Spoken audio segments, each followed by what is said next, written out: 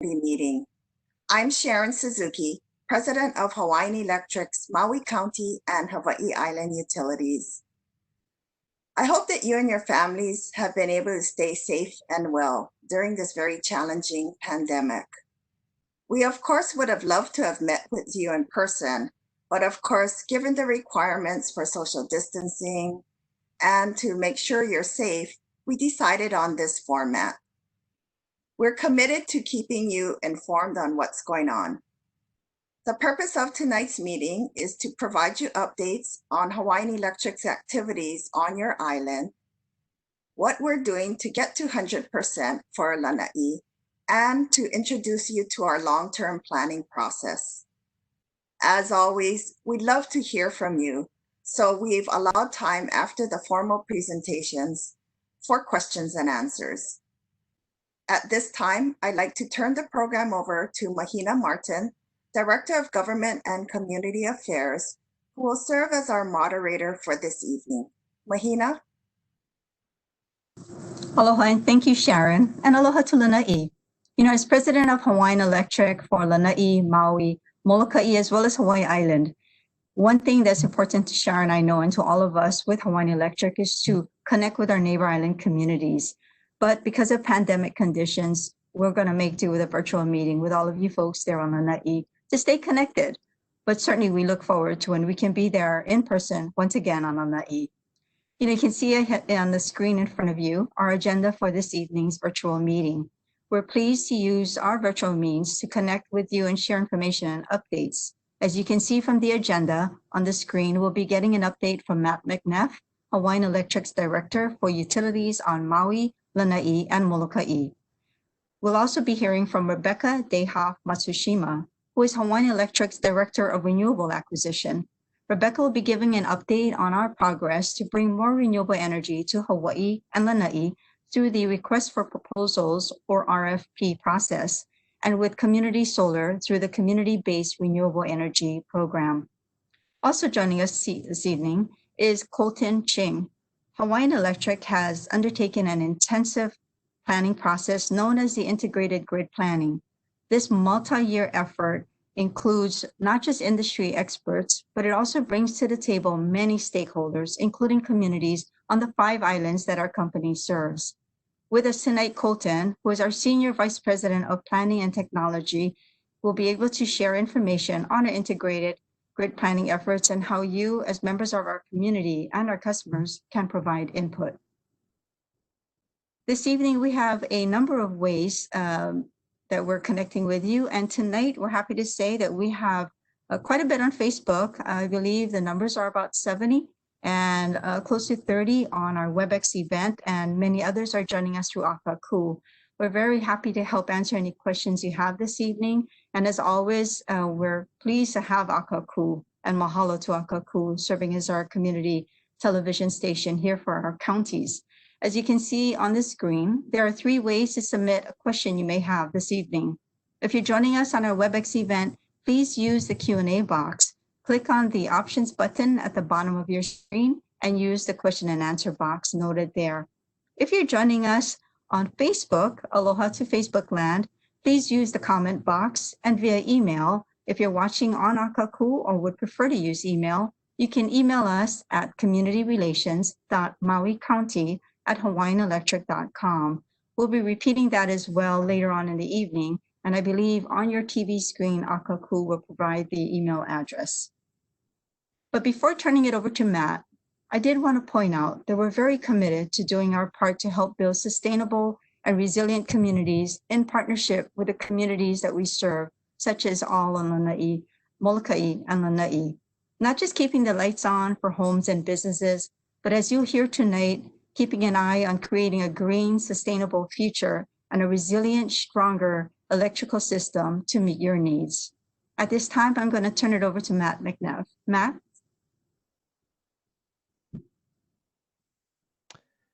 Thanks, Mahina. Good evening, everyone. Because of the uncertainty that COVID brings, we're continuing to suspend disconnections for those who are unable to pay their electric bill through September 1st. We halted collections back in March to ensure customers' electric service was not disrupted during the COVID-19 stay-at-home orders. We want to work with customers with past due accounts to find the best options to make their payments manageable. While customers are still responsible for paying their bills, there are a variety of public and nonprofit assistance, as well as Hawaiian Electric payment arrangements that are currently available. Visit www.hawaiianelectric.com/COVID-19 for available assistance programs. We remain committed to providing a reliable, critical, and essential service to all of you. Probably not too many of you have been traveling to the West Coast lately, but if you had and looked out the window of the plane, you would not have seen a big red extension cord across the Pacific. Each island needs to produce all of the energy needed by its residents, businesses, and communities 24/7. We take this responsibility very seriously, and we don't have the ability to simply plug into California or any other state or even any other islands for help.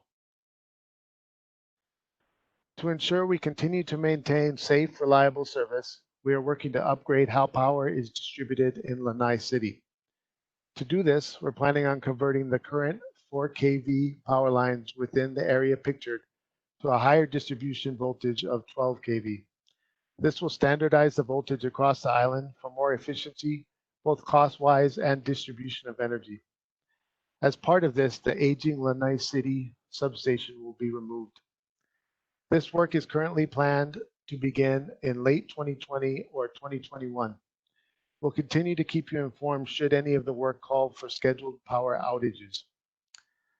It is possible we would need to utilize employees from Maui or Oahu for this work. And while it's hard to speculate where we'll be with COVID-19 when this work starts, we currently follow all the state and CDC guidance, social distancing, good hygiene, wearing masks when we can't social distance, avoiding large gatherings, etc. The company has additional screens for employees that may have traveled or have had household members that may have traveled out of state. Now I'd like to turn it over to Rebecca Dehuff Matsushima, our Director of Renewable Acquisition, who will share more on the progress of our renewable energy efforts. Thanks, Matt. Good evening, everybody. I'm happy to be speaking with you again this summer. I wish I could be there in person like I was last year, but I'm happy that we're able to utilize technology tonight so that we can still bring you some updates. So tonight I'll be providing you updates on our renewable energy efforts on Lanai, as well as introducing you to the second phase of our community-based renewable energy program. As I'm sure you're all well aware by now, we have an aggressive goal to reach 100% renewable energy by 2045. And as part of that goal, there's interim goals that we must meet as a utility and a state. And at the end of 2020 is our first interim goal, which is to be at 30% RPS. And then we have additional interim goals in 2030 and 2040. So this slide shows our current progress. And as you can see, in 2010, we were just at 9% RPS. And today we're at the beginning of this year, we were at 28% RPS. And we do expect to be over 30% by the end of this year. And that is due to some large solar farms that went into service at the very end of 2019 on Oahu. We have a wind farm that we expect to reach in service on Oahu this year, some smaller solar projects as well. And in addition, we expect to start receiving energy again from the Puna Geothermal Venture Plant on Hawaii Island before the end of the year.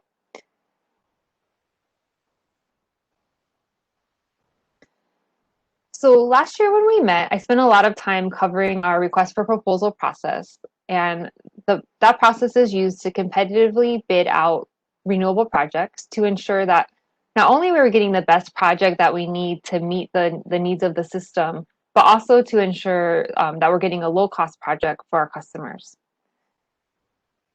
We did move forward and issue an RFP for the island of Lanai in November of 2019.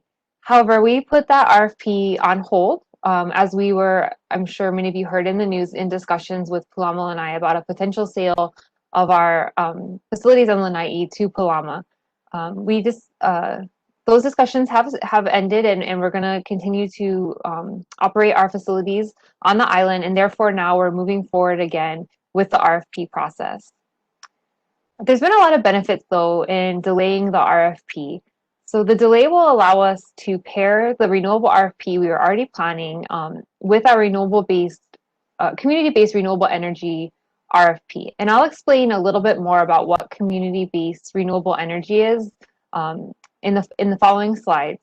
However, the main benefit of pairing these two RFPs is that the company's first round of community-based renewable energy, we didn't have much interest on the island of Lanai from developers to develop a project there. We believe that pairing these two RFPs and allowing a developer a little bit more economies of scale for such a project will drive more developer interest and bring that new option for lower cost renewable energy to our customers.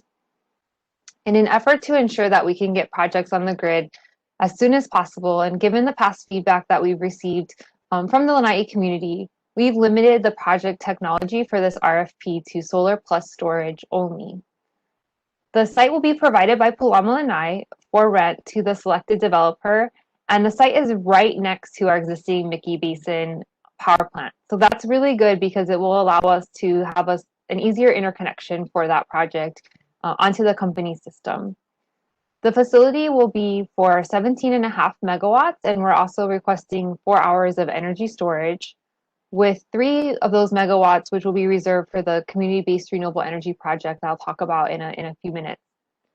This facility will take approximately 73 acres of land, and we anticipate that going forward with such a large RFP will actually allow us to operate our system on Lanai at 100% renewable energy many days out of the year.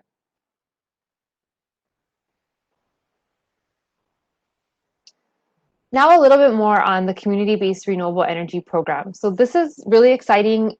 It's a new endeavor in our phase 2 effort, and it will help the company to meet its 100% renewable energy efforts as well. So community-based renewable energy, you may have heard this referred to as community solar in the past.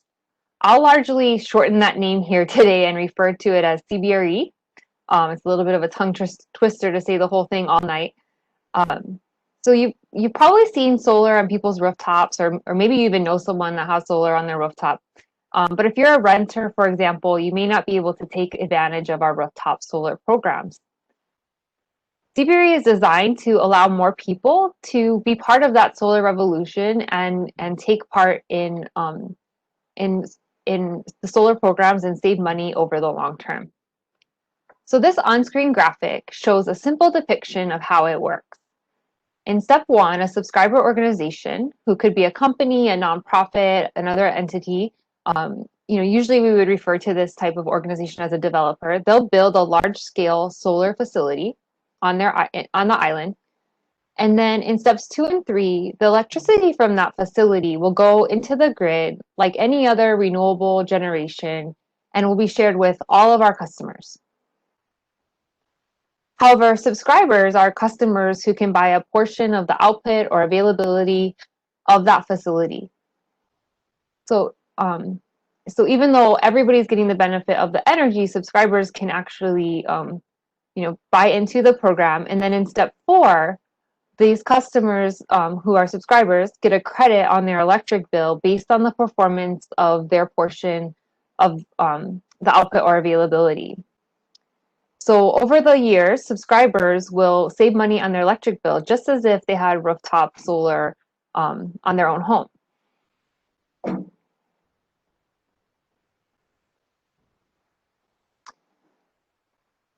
So I just wanted to take a minute to sort of walk through the steps to the issuance of this new RFP that we're planning. So actually about 2 weeks ago now, on July 9th, we filed the draft RFP with the PUC for review, and for not only PUC review, but also stakeholder input and community feedback. On July 29th, we'll be holding a technical conference with the commission due to social distancing. That will also be a virtual meeting in a similar format through WebEx. And members of the community can listen in. The commission has provided instructions for that on their website. And then on August 12th, the Commission has invited stakeholders and others in the docket to provide comments on our draft community-based renewable energy program, as well as our draft RFPs and contract documents. The company will then take all of that feedback that's received and submitted to the commission, and we'll work with what's called an independent observer to determine, what comments need to be incorporated into revised documents and into revisions to the program. An independent observer is in place to ensure the fairness of the program and the RFPs and to report back to the commission. So they sort of serve as an independent party that oversees the process and provides guidance to the commission as well as to the companies in preparing documents and setting up the program. Once we revise the documents, we'll be required to refile those with the commission for approval, which are due on September 8th. The steps after this are not yet set forth by the commission, but if everything goes smoothly, we could receive commission approval and issue an RFP by the end of this year. Last year, we also covered the steps in the RFP process, so I'm not going to go through this slide in a lot of detail, but I just wanted to reiterate what happens once we issue the RFP. So developers will have a set amount of time, usually around 2 months, to submit their proposals. Then once those proposals are submitted, the first step is that the utility will go through and check those proposals and ensure that they've met all the eligibility and threshold requirements of the RFP. And some of these are very simple. Did they submit it on time? Did they provide all the documents we requested? Did they provide the proposal fee? So we're doing this initial check just to make sure that the RFP process was complied with. And then we'll go into a more detailed evaluation. Because the Lanai RFP is for one site, for one technology, and one size, this evaluation process can move more quickly than our RFPs on other islands. We estimate it'll take approximately 3 to 4 months, after which, if there's viable bids, the top choice will be selected. And this means we could have a project selected on Lanai sometime during the second quarter of 2021 at the earliest. I just wanted to wrap up today by discussing ways in which the public can participate in the development of the RFP and our CBRE Phase 2 program. First, obviously, we're here tonight. We really wanted to introduce you to the CBRE program, the Phase 2, and give you an update on where we are in our renewable RFP efforts since we met last summer. So we welcome any feedback. At the end of the presentation, we'll put up some email addresses, and feedback can be sent to those or other means directly to the company. In addition, as I noted, the community can listen into the technical conference that the commission is holding later this month, as well as submit written comments directly to the commission. Public comments are always welcome in any docket before the commission. And then any comments we do receive, prior to that or by that August 12th deadline, the commission has set, we will review those and take those into account when we are reviewing and revising the documents. Then once we move through the RFP process and select a project, the selected project will be required to hold a public meeting. Now, if we're still in the time of COVID-19 and social distancing, that meeting will occur in a virtual format, just like tonight's meeting. However, if we've moved past social distancing by then that meeting will be required to be held on island. And after the meeting, the developer will be required to collect public comments for 30 days, which will be submitted to the commission and the company as part of and then the company will submit them to the commission as part of the PUC approval process for that contract. And then, of course, again, during that PUC approval process, as I mentioned, the commission always takes public comments, so that's another time to provide comments or to even participate in the docket. And then post PUC approval process, it is likely that the project will require certain permits or other governmental approvals, and many of those processes may require public comment periods or public meetings, and that would be another opportunity for the public to participate and provide guidance. So I really thank you for allowing me to speak with you this evening. I'll be happy to answer any of your questions later tonight, but right now I'm going to turn it over to Colton Ching, our Senior Vice President of Planning and Technology.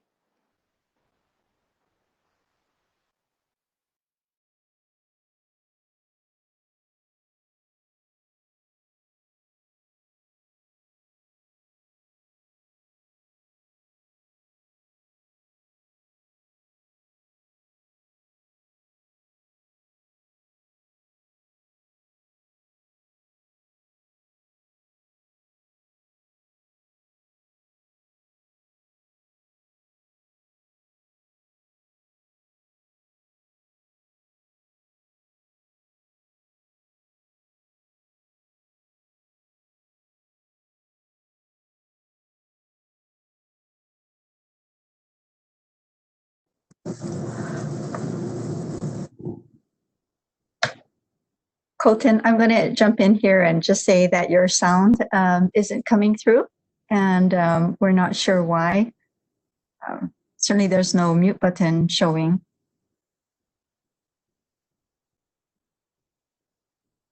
Could it be the headpiece? Oh.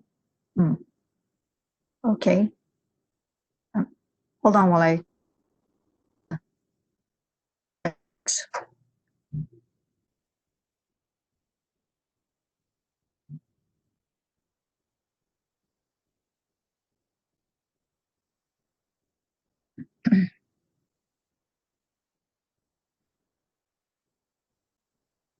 Can you folks hear me now?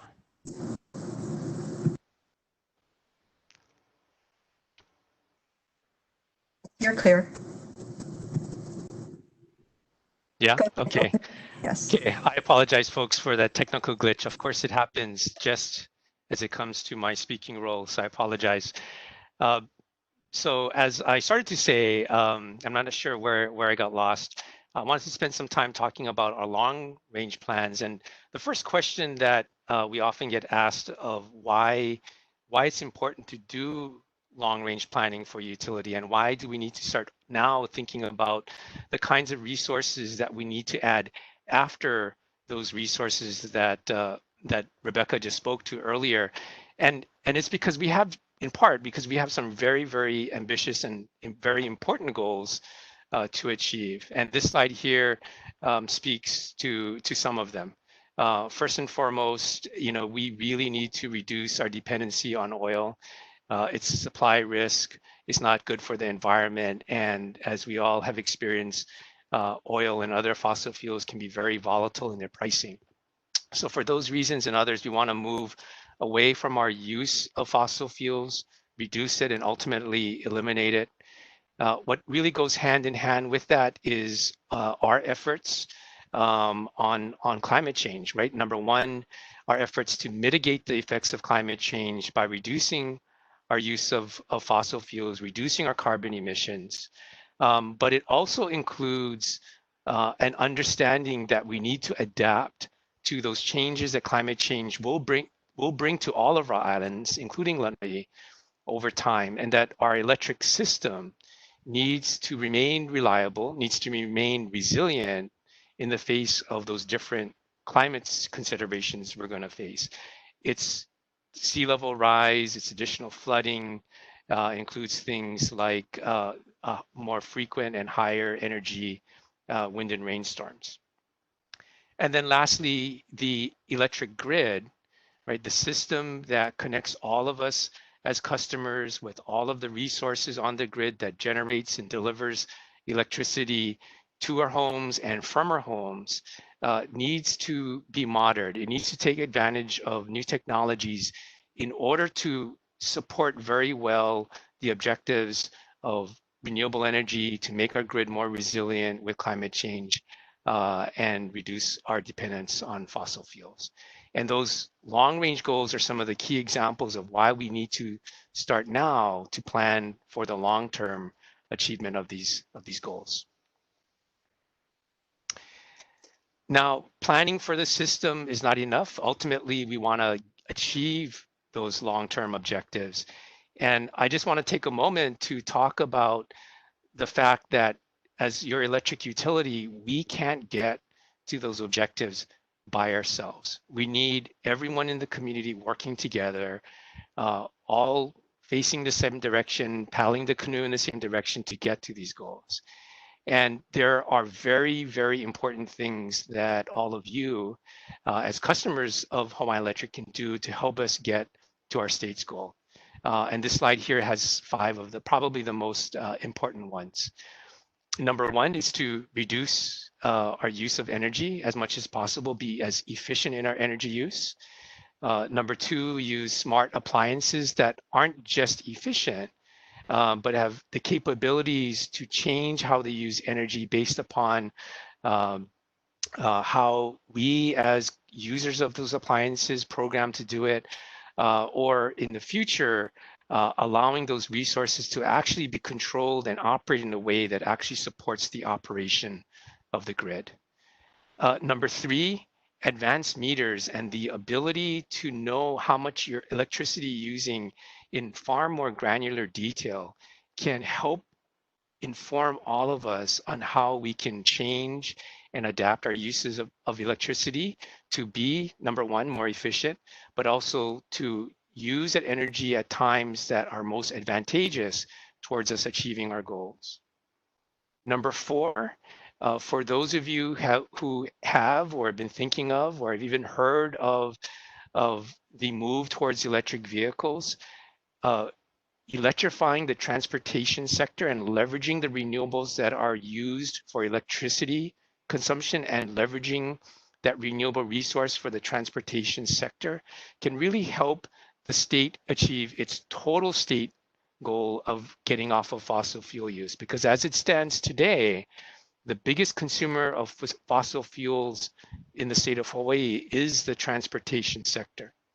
And as much as we make efforts and make accomplishments to reduce the use of fossil fuels in the electricity sector, we feel that as a citizen of the state, it's important that we leverage what we are doing to help reduce fossil fuel use and greenhouse gas emissions in the transportation sector as well. And then last but not least, having our customers, all of you, have options in how you use energy, how you produce energy in ways that benefits you at your home or in your business, but at the same time benefits the electric grid so that everyone benefits is a really important part of getting us to 100% renewables. So those are some of the highlighted reasons of why it's important that we need to do long-range planning. So let me transition to integrated grid planning, which is our terminology, our name, and our process for doing long-range planning for the electric utility. And this slide here gives a simplified diagram of the 5 key steps of the process. It's in general is very similar to other kinds of planning processes that you may be familiar with. Like all good planning processes, it starts off with assuring that you have good and appropriate set of data and inputs into your planning work. So that's step 1, data gathering and making sure that we have the right inputs into the planning process. Right now in the integrated grid planning process, we are wrapping up this first step and are in the cusps of starting off the second step, which is to take these inputs, these assumptions, this data, and develop some preliminary plans, doing your analysis using our various tools to identify what are going to be the needs of our system in the future. And that's kind of the step we're in right at the moment. That transitions into step 3, which is a little different from most planning processes in that in this third step, what we're doing in our plan, different from what we've done in the past with long-range planning, is we're actually integrating within this planning process a procurement step. And in this step 3, we'll take the preliminary plans, the grid needs, use that information to identify the requirements of near-term resources that we want to add to our electric system. Go out to the market, right? Do a solicitation and issue a request for proposal for potential projects and solutions to meet those grid needs. And using the actual, solid bids that do come in, these solid options that we can now consider. Continue with our planning analysis in step 4 in the optimization of plans, using these options for the near terms in these RFPs to do 2 things. Number 1, to help us evaluate the bids and make a selections of which bids that we want to actually make an award to. And that with that more definitive understanding of what will be done in the near term with specific technologies and specific locations, and specific functions of some of these resources, we can better plan for the long term by locking in these assumptions into the near term. And that allows us in step 4 to better optimize the plans with greater specificity. And then lastly, we take that optimization plans, we take the bids that we conducted and selected, and we deliver them in step 5 to the Hawaii Public Utilities Commission, which is our regulator, as a package to say, here are the short and long range plans for the utility. Here's the RFP that we conducted. Here are the results of that RFP. And as a package, it submits to the commission a request to approve these short-term resources within the context of this long-range plan that we're also providing. So you may ask, why does or how does this long-range planning effort that I just described benefit all of you, our customers on Lanai? We think it can benefit you in many ways, and this slide covers 7, and I won't cover all 7 items, but from here you can see some examples of how it can benefit our customers on Lanai. One, on managing and lowering your bills, creating the right or alternative programs for you to consider to participate in, whether it's time of use rates or time-based rates or an electric vehicle charging program. It helps those of you who are considering things like community-based renewable energy that Rebecca spoke to earlier, perhaps future iterations of that, as well as be more efficient and be more successful in integrating even higher levels of renewable energy systems onto each of our island grids, including the grid here on Lanai. And at the end of the day, making all of those new systems, all of these new programs that our customers will hopefully consider participating in, making it all work together in a reliable and more resilient grid. Because I think as we all are experiencing through COVID-19, an appreciation of how dependent we are, whether at home or in our business, on reliable electric service.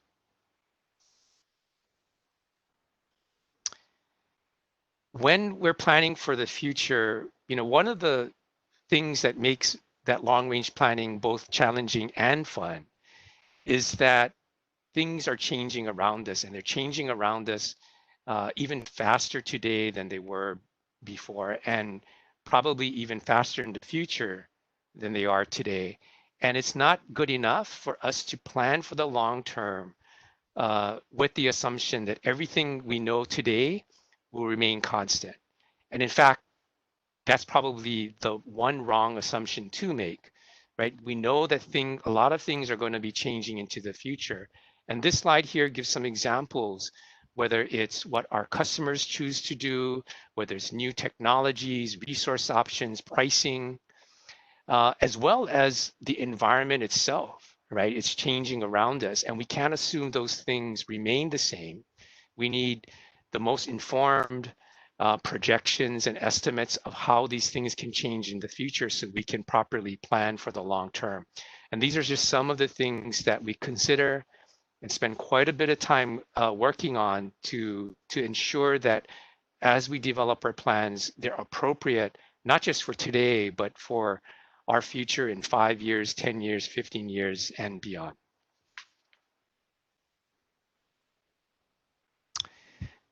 Okay, so I spoke to the process of the analysis that we'll be doing. A very important part, an equally important part of the process is how this long-range planning process, this IGP or integrated grid planning process, is conducted with our stakeholders. We're not doing this planning work in a vacuum. And part of the reason we label this process integrated grid planning is because we're integrating within this process a continuous stakeholder process.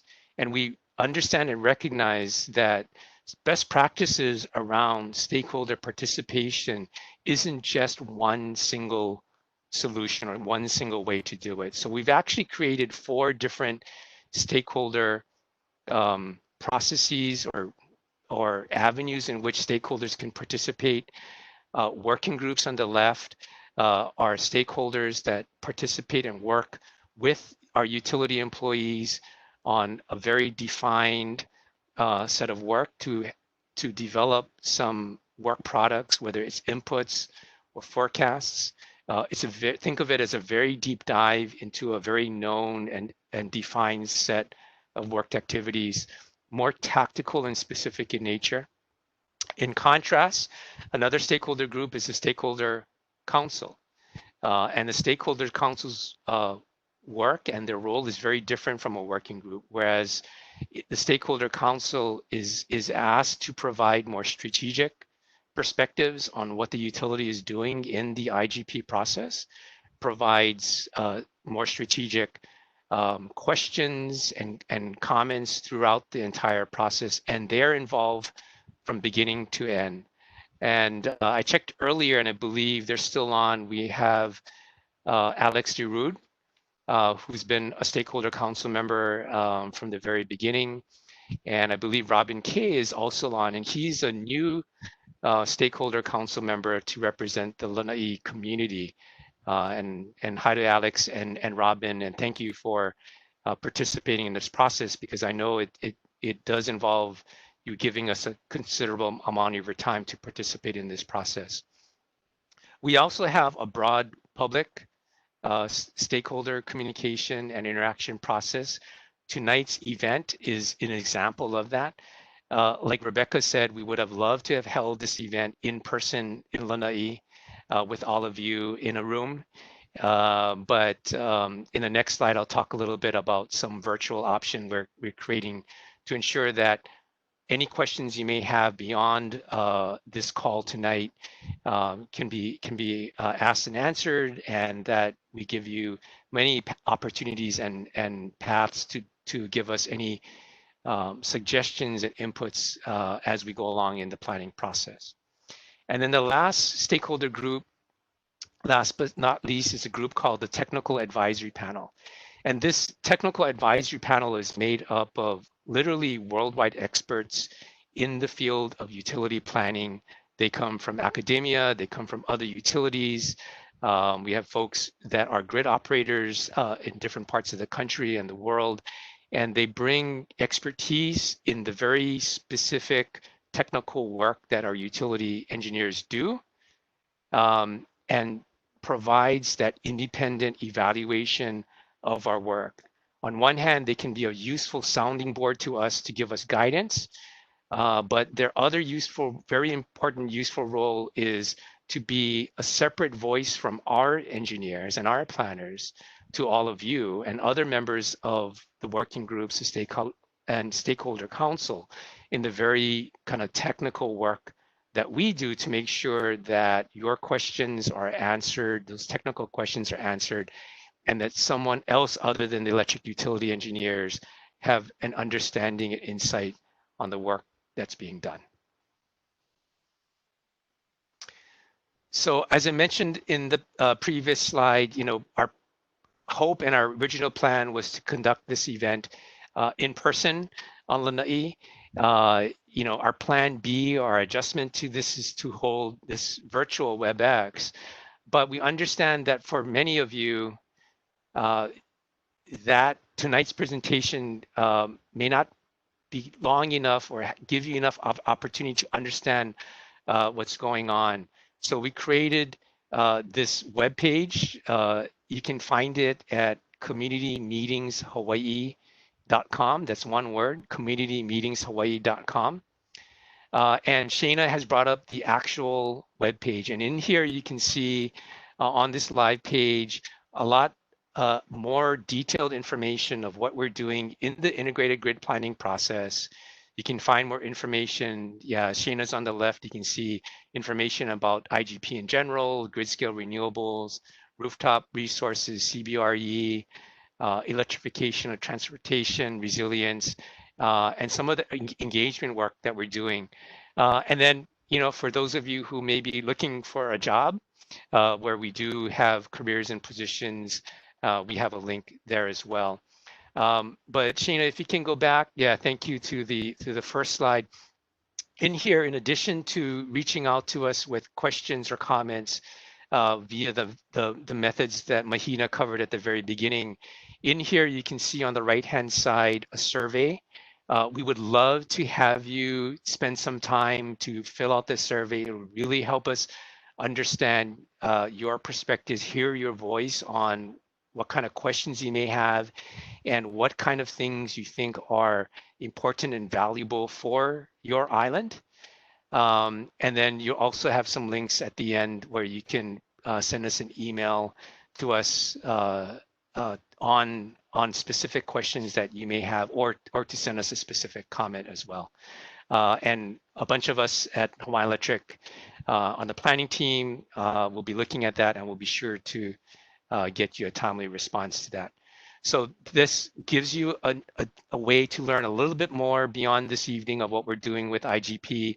We will keep that virtual open house page live at least through this August 7th, maybe longer. But I encourage you to take the time as soon as you can to get there. Spend some time looking through those different pages and ask questions and give us input. That's really the purpose of this whole page, and my presentation tonight is really to encourage comments and questions from all of you, both tonight and beyond. So thank you so much for spending some time with me, allowing me to take a part of your evening up. On this last page here, you can see some of the ways to get in touch with us with questions. And with that, I'm going to turn the table back over to Sharon. Thank you.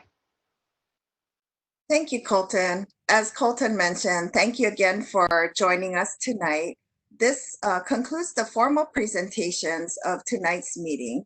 Before we go into the question and answer session, I wanted to just take the opportunity to remind you to be prepared. We are in hurricane season, and you've probably heard about Hurricane Douglas headed towards the Hawaiian Islands.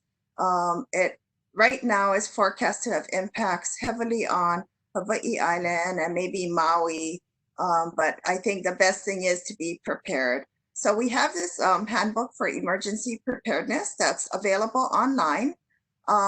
And we had distributed some on island, but we're still working to coordinate which outlets are open to the public. So if you are interested in having us provide you one via mail, please send an email to communityrelations.mauicounty@hawaiianelectric.com. Okay, so continue to stay safe and be prepared. At this time, I'll turn it over to Mahina Martin to facilitate our question and answer session. Thank you, Sharon, and thank you, everyone. Well, Lanai, we make ourselves available to answer any questions you have. As you can see on the screen, and as we said earlier, we've offered 3 different ways to ask any question you have on any of the topics tonight, or if you just wanted to know more information about some other subject matter. On WebEx, again, if you look on the bottom of your screen, use the options button and type in your questions in the Q&A box. On Facebook, many of you are familiar. You can put in your questions on the comment box. And as Sharon said, we have an email option as well. I did want to also point out that tonight is being recorded. So this will be available for future viewing as well. And it'll also be existing on our Hawaiian Electric YouTube. So you can see it later if you wanted to rewind or share it with others that missed it. So we have a couple of questions. They're both related to electric bills. So here's a question, and if I can ask all of our panelists to come on camera, and we'll see what questions we get through. The first question will be from Matt McNeff. Matt, the question, the Lanai resident would like to know, what is Hawaiian Electric doing for billing for the month of August, especially since previous months have been estimated and our customers have received, bills that looked all of a sudden very high compared to previous months. Matt? Okay, sure. So, for the safety of our customers and our workforce, and to stop the spread of COVID-19, we had temporarily scaled back our meter reading back in the March timeframe. And so as a result of that, we estimated customers' bills based on their historical usage. Around May-ish, we were able to safely resume meter reading. And as a result, there was a true up after that. So if historical use would have underestimated your bill while you were at home, then we would have compensated for that in the next reading, or vice versa. If it overestimated, then there would have been an adjustment for that as well. As far as August goes, I believe we're back to normal meter reading cycle. So it should just reflect what your usage was for the previous month. And again, I just want to reiterate that if anyone is having or struggling with their electric bill, that there are options out there, and you can go to www.hawaiianelectric.com/COVID-19 for available assistance. Terrific. Thank you, Matt. Colton, in our previous meeting last week with the community of Molokai, you talked a little bit about a topic that maybe I'm pretty sure Lanai would also be interested in. Maybe you could share a little bit about why we can't just do solar PV and batteries to get to 100% renewable? Sure, be happy to, Mahina. Solar and batteries, and especially when solar PV and battery are coupled together, are a very helpful and useful resource, right? Which is why, as Rebecca spoke earlier, we're actually looking to procure solar and storage resources as part of the procurements that she mentioned. But like anything that's good, it doesn't mean that doing only that is the best things for a solution. And the same thing applies to solar and storage. We're doing a lot of solar and storage elsewhere, but even with that, we understand there are limitations with that resource. So, for example, I think many of us can recall times in the past, even going back to, I think it was 2008, I believe, where we had 40 days of rain and very, very little sunshine. Those are time periods, events where if we were to rely only on solar and storage, there wouldn't be enough solar generation charging up a battery to give us enough power to serve our customers in the way that they do consume them. To compensate for those kinds of more unusual but possible events, we would have to build a lot more solar and a lot more storage to the point where it's probably not practical or economic to do so. And so as we build our system out, as we plan for the future, we're not planning just for the more common days, we're also planning for the less common days, because we all expect the power to be on, whether it's a good or not so good day. And so diversity in resources, looking at other forms of renewable energy, whether it be wind or biomass, or hopefully in the future geothermal and ocean and wave energy. Those are the kinds of things that we need to consider to diversify our sources of energy, so that when we do have unusual events, we can ensure that we have enough energy to serve all of our customers, good days and not so good days. Great, thank you, Colton. Colton, maybe you could hold on to that virtual mic for a moment. Also on Molokai, it had some interest in understanding a little bit more about reliability within all our island system. Is there anything you'd like to share with the Lanai folks to expand on that, or things that we are doing company-wide to improve reliability, including Lanai? Yeah, my wife tells me this all the time, right? When she turns on the light, she expects the light to come on, and I think all of our customers expect that, and so we always look for ways to improve the reliability of service to our customers. And providing reliable service to our customers is a combination of assuring that all parts of the electric system have redundancy and adequate supply.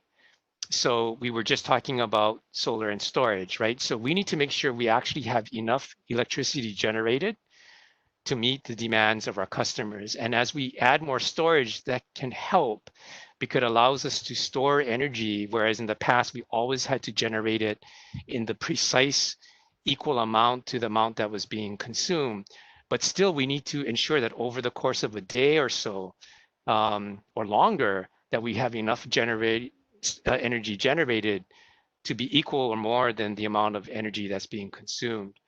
But that is not enough, right? And in fact, for most of us, the majority of power outages we do experience are actually related to the wires part, right? The transmission lines or the distribution lines that ultimately serve us in our respective neighborhoods.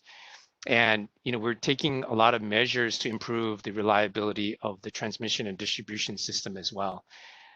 This is where we're bringing in a lot of new technology to help improve the reliability of our circuits and to deliver a higher level of reliability without a corresponding increase in costs. And so one, I think, really good example of what we're looking at is to automate our distribution system, whereas today or in the past, responding to a problem with our distribution system required us to send out an employee out, a troubleshooter out to figure out what's going on, and then to manually operate parts of our grid to restore power. We're already taking steps to use automated switches, communication systems that can on its own detect where the problem is and do switching either automatically or remotely in order to isolate that problem that we're having and restore power to as many of our customers as we can without having to go and send someone out into the field. That's just one example. Great, thank you. And we did get a comment on the Facebook feed that viewers said that they agree with modernized systems, including meters. So clearly, I'm glad we're in parallel with what our customers are expecting and hoping for as well. Quite frankly, Lanai must be very happy with your information. Not a whole lot of questions have come in. Oh, I spoke too soon. Sorry. Here's a question. This viewer says, would like to know, what are your plans for the existing storage system at the Lanai solar farm? Does Hawaiian Electric know if Pulama Lanai plans on bringing back their stalled desalination project? With regards to the existing storage system for the Lanai solar farm, Matt or Sharon, do you have an update on that, or any of our other panelists? This is Matt, I can take that. So, that storage system is part of the La'ola solar facility. We have a purchase power agreement with Pulama Lanai with regards to that facility. We don't own it. My understanding is that the battery is not currently operational. Great, thank you. I'd like to just add, Sure. the pricing has also been adjusted for the battery not being available. So it resulted in a lower price for us to purchase the power from the La'ola solar farm, and it's passed on with no margin to our customers on Lanai.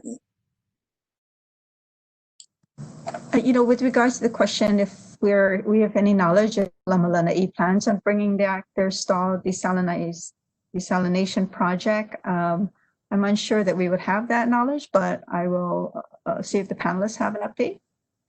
Fulton, I see what you. Yeah, Mahina, let me answer what I can. So the question is really related to some plans that Pulama Lanai had to build and develop a desalination plant. As you can imagine, in addition to producing, or in order to produce fresh water, the desal plant would be consuming quite a bit of electric power. We have had some discussions in the past around their plans to develop a desal facility, our current plans and our most recent discussions with them as we were building a forecast of future electricity use on the island of Lanai. It does not include electricity from a future desal plant. Having said that, again, as I mentioned at the beginning, really this is a project that Pulama Lanai have been considering, and part of our job at the utilities to ensure that we're always talking with Pulama, so that if their plans do change, whether it's for a desal plan or something else, that our electric system planning is aligned with what they're looking to do. So if it comes to it, if things come to fruition, we're able to support their work. Great, thank you for that, Colton. Colton, it's a question about the integrated grid planning. There was quite a bit of information on it. Could you share with folks on Lanai exactly or more, how can the Lanai community provide comments to Hawaiian Electric and be sure that it is considered, looked at, and included? Yeah, great. My suggestion is to go to communitymeetingshawaii.com website, right? That link to our virtual open house. And of course, I don't have the page in front of me right now. Yeah, thank you, Shana. And spend some time on those pages.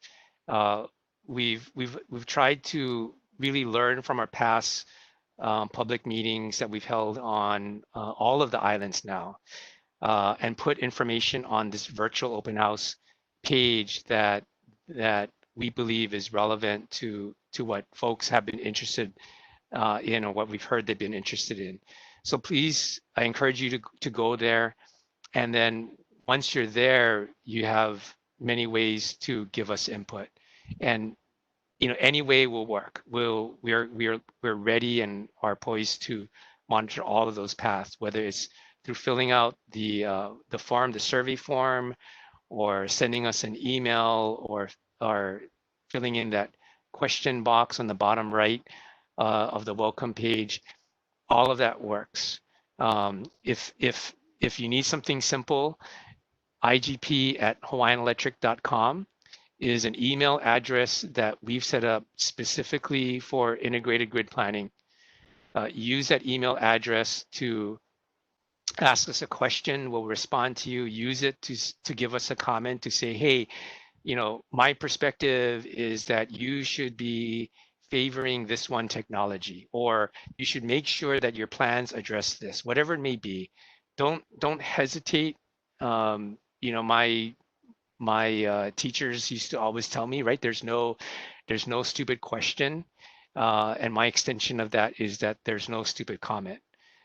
So please don't hesitate, right? Don't feel bashful. Go ahead and tell us what you feel. Tell us what you believe. If you do have a question, ask a question, and we'll do our best to get an answer to you as soon as we can. Thank you, Colton. Matt, with the expectation and anticipation of Hurricane Douglas, maybe it'll be a tropical storm by the time it reaches our islands, how prepared is Hawaiian Electric to support Lanai, should Lanai be impacted? Thanks, good question. Even before a storm starts to approach and we stand up our incident management team, we, as Colton and several others have mentioned, we're constantly working on system upgrades that will help during a storm to create less outages for customers. And as the storm starts to approach, like Douglas is now, we have a team that stands up solely for being able to quickly respond to outages and provide assistance to anywhere in Maui County, and additionally with support from the Hawaiian Electric companies anywhere in the state that might need it. So I think we're as prepared as we can be. Thank you. Again, I want to invite our community members on Lanai to go ahead and submit a question. At this time, that was the last question for our panelists. So I want to offer a quick moment if there's anything you'd like to add and from any of your topics and presentations that you gave previously, if you feel you've missed something or you'd like to expand on something. While you ponder that, I did want to let the Lanai community know that we typically come to your island every year and we do enjoy it a lot. I'd also noticed that we don't get a whole lot of questions from Lanai folks, but a whole lot of you like to hang out after and talk story with us. And by virtual means, it's a little different, than what we normally do. I see a question here from one of our viewers wanting to know what is the docket number for communicating with the PUC on the RFP and the request for proposals. Rebecca, maybe you could help respond to that. Sure, let me just pull that up really quickly here.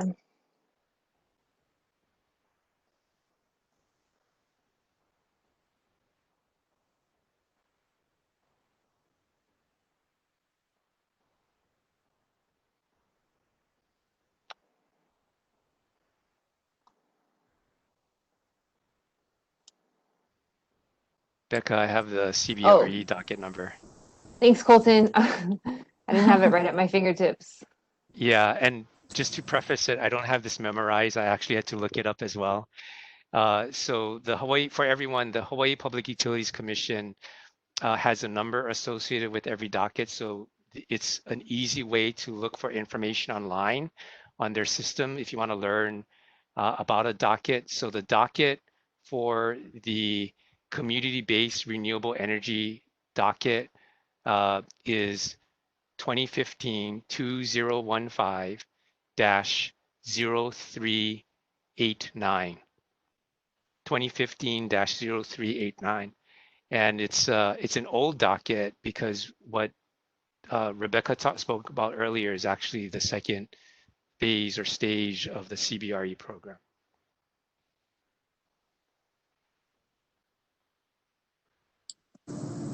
Great, thank you both. There'll be a quiz on that number later.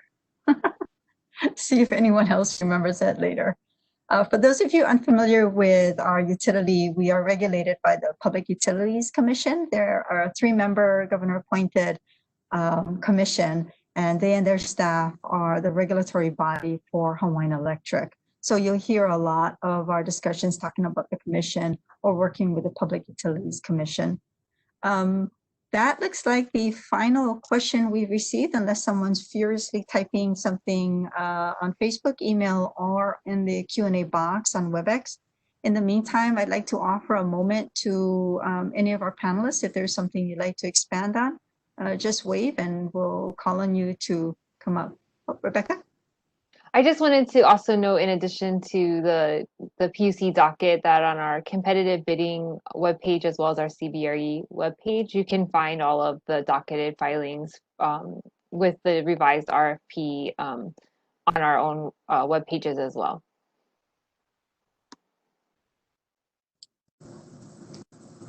Thank you, Rebecca. I see no one else waving and no other questions coming in. It doesn't look like we'll be able to hang out with folks after the meeting as we typically do in Lanai, but I'm sure we'll reach that moment. In a moment, I'm going to turn over to Sharon.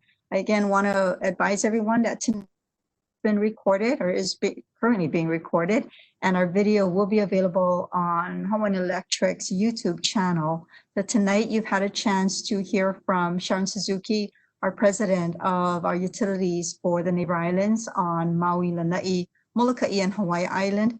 You've also heard from Matt McNabb, who is director of our utilities on Maui, Lanai, and Molokai. And we're very happy to have joining us this evening Colton Ching, Senior Vice President of Planning and Technology for our company, and Rebecca Deha Matsushima, who is head as Director of Renewable Acquisitions for Hawaiian Electric. At this time, I'm going to turn it over to Sharon. I also want to thank Shayna Decker, our communications manager, and a whole host of behind-the-scenes folks working with us to make this look smooth. And we appreciate some of the positive comments that folks have offered on our social media page as well. So Sharon, I'll turn it over to you. Thank you, Mahina. Thank you for moderating tonight's session. And thank you to Akaku for also recording this live and expanding our viewership. Again, thank you to the panelists and our behind the scenes folks led by Shayna Decker. But most of all, thank you, Lanai, for joining us tonight. We appreciate the time you made to listen to our updates on the activities on the island, the renewable energy pursuit, and of course, our new integrated grid planning process. We also appreciate the questions and comments. And if it, I know Matt addressed the question on the customer bill. If you still have questions or you have questions about your specific, please feel free to call our customer call center. They're available Monday through Friday. So with that, please continue to stay safe, be prepared, and let's all prepare for the best and prepare for the worst and hope for the best with this hurricane season. Mahalo. Thank you, everyone, and good night. Aloha.